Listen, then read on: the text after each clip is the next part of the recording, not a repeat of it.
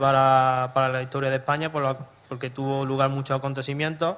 Algunos de ellos se ve ahí reflejados, como siempre con mi protagonista de por medio. Y bueno, pues eso es para intentar darle credibilidad a la historia, como he dicho.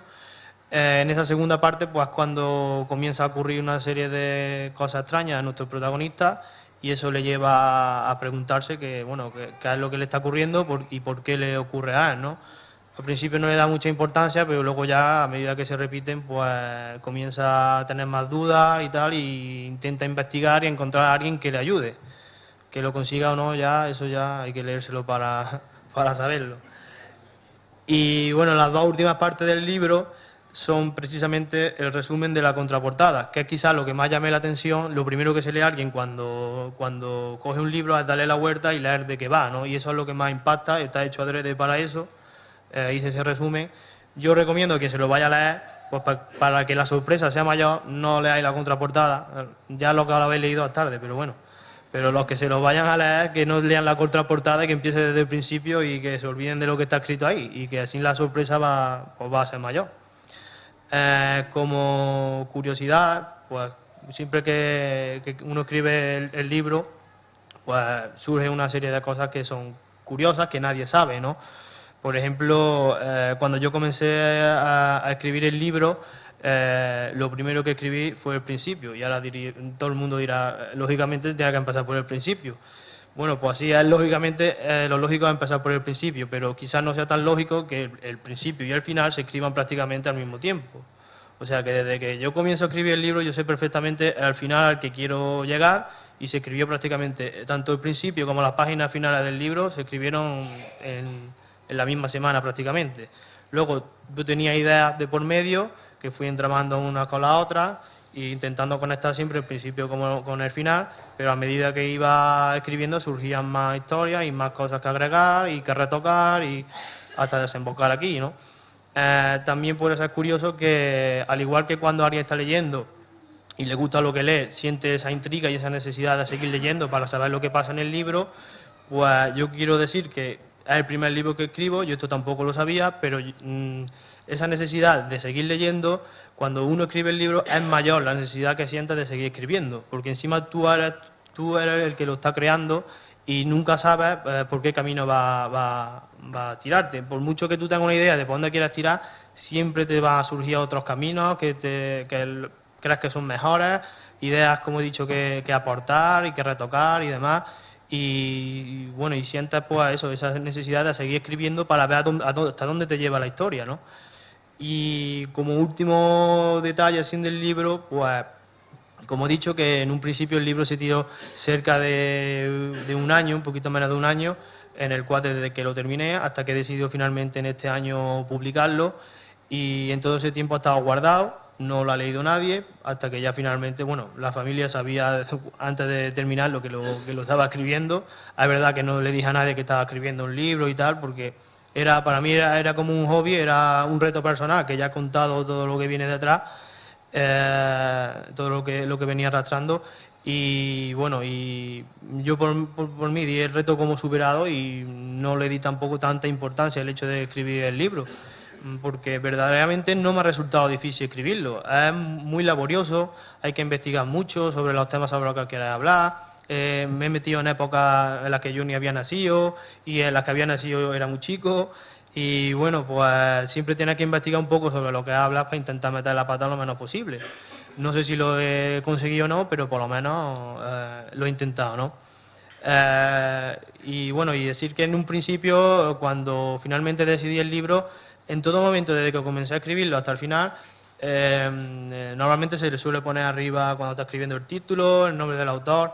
En este caso, el nombre del autor no era el mío, yo lo escribí con seudónimo, que es un seudónimo que me inventé comercial, que es Thomas Thompson, que tiene un nombre extranjero porque lo veo más comercial, y es con el nombre que he intentado, bueno, que he estado publicando muchas veces en Facebook. Quien se meta puede ver algunas cosas que quedan, otras cosas las he borrado, pero hay muchas cosas que están publicadas ahí, frases y demás, que están con ese seudónimo, que es un seudónimo mío, con el cual en un principio iba a publicar el libro con el seudónimo, pero luego me dije, a lo mejor no escribas más libros, es el único que ha hecho, y por lo menos que tenga tu nombre, que eso ya queda para los restos. Así que decidí ponerle mi nombre y como detalle decir que el nombre de Thomas Thompson aparece dentro del libro. Para los que se lo hayan leído no sé si les sonará, pero habla de un libro que le regalan al protagonista en un determinado momento y tal, y el autor dice que su autor favorito es ese. Bueno, en un principio era otro nombre, pero como lo quité de la portada y no lo publicaba con seudónimo, pues digo, bueno, por lo menos que aparezca, que ya le tengo cierto cariño al nombre, que ha estado ahí siempre al principio de cuando, siempre que escribía, siempre lo veía, digo, y la vamos a meter como sea. Bueno, pues con esto ya lo que voy a dar paso a mi sobrina Almudena para que lea una muestra de escritura que ha seleccionado ella, bueno, a media entre ella y yo, pero la última palabra la ha tenido ella. Y bueno, yo voy a contar una anécdota que hay en torno al libro, Almudena y yo, que fue de hace algunas semanas, pues que Almudena y sus preguntas siempre te ponen aprietos, y en esa ocasión me preguntó, Titi, ¿cuántos libros necesitas tú vender para hacerte famoso? Y yo le dije, hombre, Almudena, un montón. Y dice, pero bueno, tú dime cuántos porque yo te voy a ayudar a vender libros. Digo, venga, pues tú véndeme todos los que puedas. Digo, pero tú para qué quieres, ¿para qué quieres que me haga famoso? Si yo me hago famoso me tengo que ir del pueblo. Dice, pero eso cómo va a ser que tú te vayas del pueblo porque te hagas famoso. Digo, a ver, si yo me dedico a escribir libros, cada vez que publico un libro tengo que ir a Madrid, a Barcelona, no sé dónde, tengo que estar viajando mucho y no voy a poder estar aquí. No puedo estar viajando desde el pueblo a todos lados, tengo que moverme. Dice, bueno, pero cuando escribas, tú puedes quedar aquí en el pueblo, ¿no? Digo, sí, cuando escribas sí me puedo quedar en el pueblo. Dice, bueno, pues ¿cuántos libros necesitas tú vender para hacerte famoso? Y digo, yo ahora verás tú esta. Y le dije, pues 1 o 2 millones, cosas así. Y dice, Titi, pues entonces me parece a mí que yo no te voy a poder ayudar, ¿eh?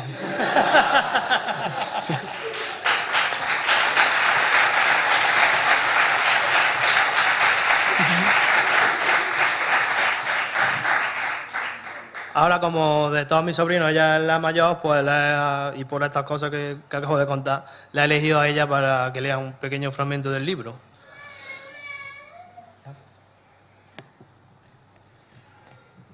En apenas 15 minutos retomó su camino, pero ahora anduvo más ligero. Cuando estaba a 1 kilómetro escaso de su destino, una serie de dudas comenzaron a surcar su mente. ¿Qué aspecto presentaría ahora su mujer y su hija? Seguro que deberían estar hermosas. ¿Qué habrá sido de su yerno? Sabía que también había luchado la guerra, pero no tenía más noticias. ¿Qué haría ahora? No sabía si ir de allí o quedarse y vivir con miedo. Finalmente, una última pregunta atravesó su mente con la velocidad y el dolor de una flecha. ¿Qué habrá sido del pueblo? Un nuevo escalofrío se le estremeció. Sintió un intenso dolor en el vientre, como si alguien le estuviese retorciendo las entrañas, y el corazón le palpitaba a una velocidad que amenazaba con sacarlo de la cavidad torácica. Sus piernas le flaquearon, ahora las notaba más pesadas, y tuvo que clavar las rodillas en el suelo. El reguero de la destrucción del que fue testigo a lo largo del viaje no podía significar nada bueno. Él sabía cómo se la gastaba el bando sublevado. Se repuso como pudo en una eterna minuta. Se levantó y corrió 1 kilómetro que se le antojó maratoriano. No estaba cansado, simplemente las piernas dejaron de responderle, pero consiguió su objetivo a pesar de ello, debido a que llevaba 3 años en aquella durísima guerra y se encontraba en una excelente forma física, a pesar de sus 51 años.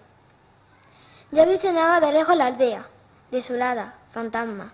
Sus casas habían sido bombardeadas y derruidas hasta los cimientos. Solo unos cuantos muros aguantaban desafiantes, contemplando el genocidio. Ennegrecidos y agujereados por la metralla, el campanario de la ermita tampoco soportó la embestida de las tropas y descansaba a la entrada de la aldea, junto al cartel que anunciaba Ermita de Santo Tomás. No había señal de vida alguna, tampoco se observaban restos humanos en sus calles, solo escombros y útiles abandonados. Los supervivientes de la tragedia habrían sido fusilados en el caso de los hombres y las mujeres violadas antes de sufrir la misma suerte. La aldea del campanario fue borrada literalmente del mapa. Incrédulo ante lo que veía, Baldomero cayó sobre sus rodillas, clavó la uña en la tierra y comenzó a llorar y a gritar desconsoladamente, como nunca antes lo había hecho. Cuando dejó la aldea para irse a la guerra tres años atrás, todo estaba en su sitio, su gente, sus casas, sus tiendas, su ermita. Ahora ya nada le quedaba, ni siquiera la duda de qué habría sido con toda esa gente.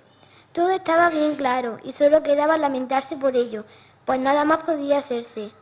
Ahora más que nunca necesitaba su fusil, ese que le había portado durante los últimos años y que en tantas vidas había cegado.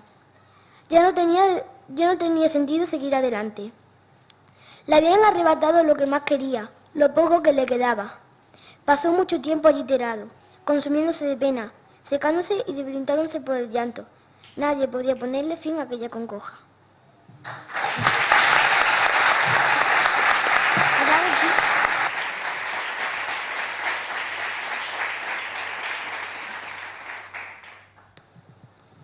Bueno, yo para despedir ya tengo que decir también que Almudena, además de leer así de bien, pinta muy bien. Así que si alguna vez alguno ve una exposición de Almudena Moya de cuadros, que sepa quién es la pintora, quién es el artista. Ya vamos a despedir el acto y bueno, todos seguramente alguna vez habréis escuchado ese dicho que dice que hay tres cosas que se debe hacer en la vida, ¿no? Que es la de plantar el árbol, el tener el hijo y escribir un libro. Seguramente si os pregunto a alguno de vosotros cuál creéis que es la más difícil, digáis que escribir el libro. Hombre, yo diré que como experiencia personal difícil no es, tiene muchísimo trabajo, como ya he explicado anteriormente, requiere mucho tiempo, pero difícil no es. Lo que sí es verdaderamente difícil, esto es algo que he leído recientemente, con lo cual con lo que estoy totalmente de acuerdo, es cuidar el árbol, criar al hijo y que el libro se venda, por supuesto. Eso es lo verdaderamente difícil. Entonces, para que el libro se venda, yo voy ahora a deciros cuáles son los puntos de venta principales, aunque sé que la mayoría de vosotros lo habéis comprado y por si hay alguien que esté interesado, pues informar un poco sobre los puntos de venta. Aquí ahora vamos a abrir un punto de venta para el que quiera, pues se puede comprar mi hermana, que se va a poner ahí ahora. El que ya lo tenga comprado y lo haya traído, si quiere que se lo firme, aunque he firmado la mayoría, pero bueno, no hay problema por firmarlo. Y luego, pues también en las librerías del pueblo, en todas tienen algún ejemplar y si lo encargáis están en contacto conmigo o bien me lo podéis encargar a mí directamente o a cualquier familiar, en fin, como resulte más cómodo. En cuanto, por ejemplo, el formato electrónico es un poquito más difícil de conseguir porque aunque está puesto a la venta en Internet, pues pasa un poquito como el formato papel en Internet. Está demasiado caro, lo han puesto demasiado caro y lo más barato es comprármelo directamente a mí o en las librerías. Ahora recientemente estoy intentando pues llegar a un acuerdo con otra editorial que reduzca los precios y que principalmente en esta editorial, que es una autopublicación de BookBox, una editorial de Madrid, pues no tiene distribución a las librerías, solamente el que lo vende, digamos que soy yo, si lo llevo a la librería, ellos no lo llevan a ningún lado y está un poquito ahí estancado en la web y eso es muy difícil de que se venda. Por eso estoy intentando intentar que otra editorial me lo mueva. También ya por último quiero hacer un poquito el llamamiento, como antes he agradecido a toda la gente que me ha ayudado a difundir tanto la publicación del libro como este evento, toda la gente que sigue la página del Facebook, de en cuando he hecho algún sorteo y demás, pues quiero también animar y pedir por favor que toda la gente que se lea el libro, que le guste y tal, pues que lo comente con otra gente que lea y que de esta manera pues se pueda extender un poco la noticia, ¿no?, de la publicación del libro, la asistencia del libro, porque lo que ya está ocurriendo que después de haber vendido tantas como vendido por la zona, a mí me resulta muy difícil pues moverme más allá del pueblo o de los pueblos del alrededor. Entonces pues agradecería pues esa ayuda por vuestra parte.